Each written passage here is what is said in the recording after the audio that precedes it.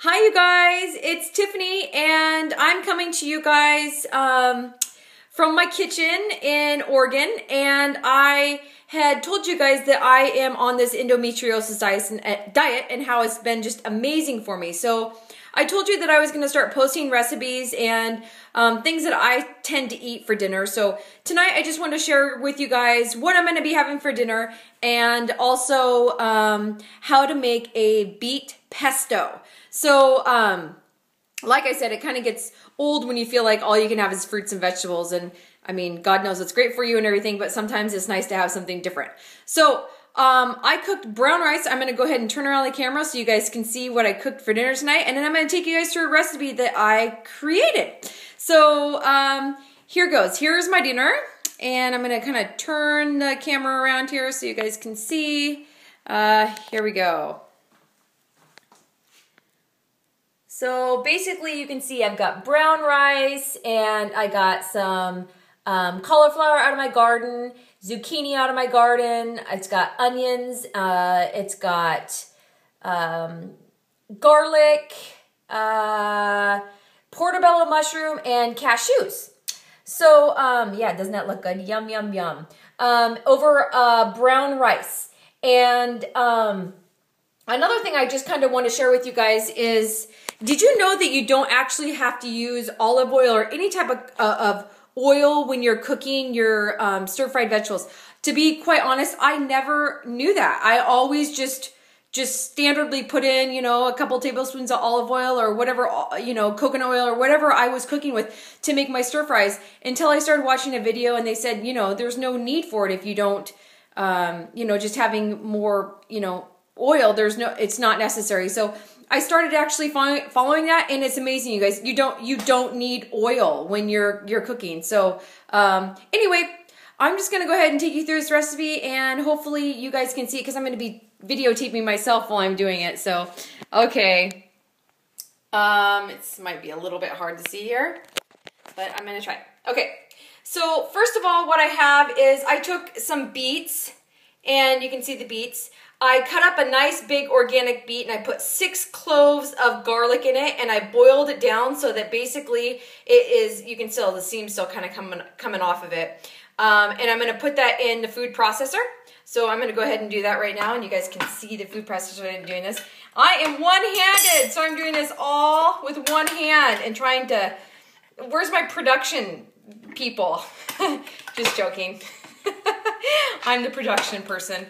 So anyway, here goes. I'm putting in my beets and my 6 cloves of garlic that are very soft.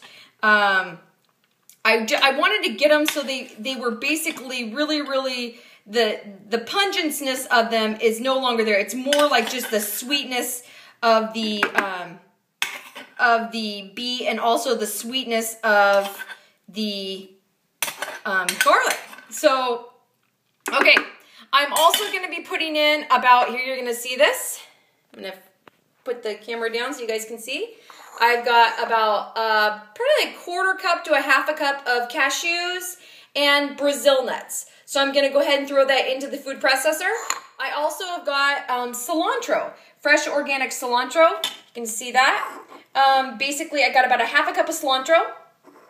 I'm going to be using a tablespoon, or actually not a tablespoon. I'll probably use maybe not even a teaspoon, probably a 1/4 of a teaspoon. It's got a little cayenne and a little bit of sea salt. I actually, to keep it nice and sweet, this looks crazy, but what this is I actually took the beet juice that was still warm, and I added 3 dates.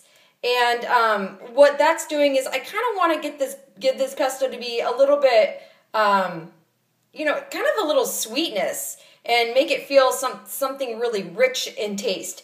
And then I'm also going to be using maybe I guess I'm probably going to go a teaspoon of coconut oil that's been melted. So anyway, I'm going to go ahead and throw that all into the mixer.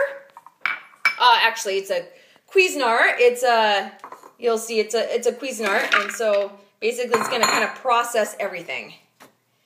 Here goes my cilantro. I'm going to take my 3 dates. You guys can see them right here. So they're actually dates right there. It's 2, but they're nice and warm. I wanted to get them nice and warm in that beet juice. I just figured, you know, let's try to use as much as what we already have, not using water, but using as much beet juice as we possibly can. That's got, you know, some of the things it was cooked in. So I'm going to pour a little bit of that beet juice in here too. And then I'm going to use about, gosh, I'm going to use probably not even a teaspoon of salt.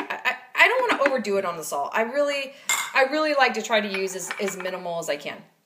So I'm going to go ahead and put the lid on, and I'll just drizzle the coconut oil in as I go. Oops.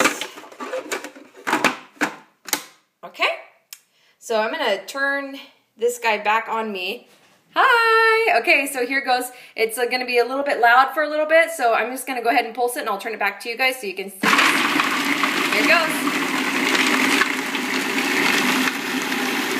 You can see it's turning into a really nice consistency.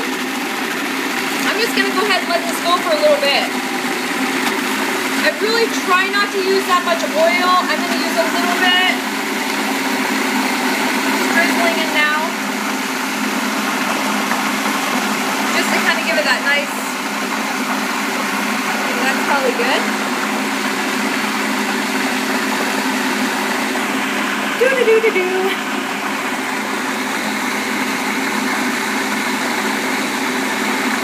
Okay, I'm going to turn it off now. Oh gosh, it's looking good. Oh, wow. So you can see the consistency here. It is a really, let me get this out of here for you. It's just a really, really great, wonderful consistency. And I'm gonna go ahead and taste that. Oh my gosh. You guys, I'm serious. I swear to God, I'm not just doing this like fakingly. This is unbelievable. This is so unbelievable. It is so sweet. It's got a little bit of a coconut flavor. It's got a real wonderful richness. And just the perfect amount of cayenne. You guys see, this is the thing. These endometriosis diet, it really doesn't mean that you can't eat things. I mean, you really can eat great things. And I am so glad that I documented this because now I know exact guidelines for next time when I make this. I can follow my own directions. You know, I did forget to say one thing. It was one very, very large beet, organic beet. That's what I used for this recipe. It probably made, I'm guessing, probably 3 cups of the pesto. And so this is actually what my dinner is going to look like. So you guys can see it. I just basically, see if I can go in the light here. Can you see it? Basically it's, I'm going to do all, there it is. So I just basically did my beet pesto over the top of my stir fry with brown rice. Cheers, you guys. I hope you guys enjoy this one because truly this is a keeper. And again, I'm going to keep trying posting different recipes, but go for it, you guys. This is awesome. You just need to experiment and you'll be healing and it's a great thing. Take care, you guys. Bye.